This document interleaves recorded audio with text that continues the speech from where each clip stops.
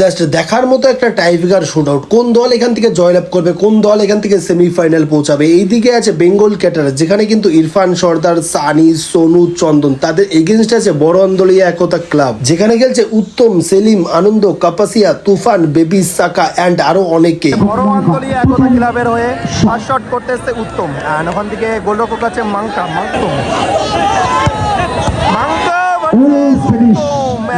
Finally গোল। বেঙ্গল ক্যাটারার্সের হয়ে first shot করতেছে ইরফান সর্দার and গোল।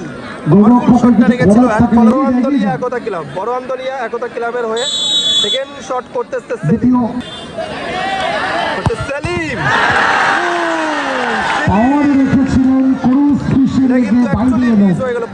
বেঙ্গল ক্যাটারার্সের হয়ে সেকেন্ড শট করতেছে ইসিয়াকা।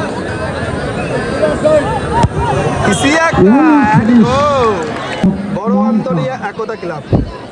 তৃতীয় শট করতেছে বেবি সাকা ঠান্ডা মাথায় ভালো গোল। বেঙ্গল ক্যাটারার্সের হয়ে তৃতীয় শট করতেছে সোনু। টাইম নিল সোনু।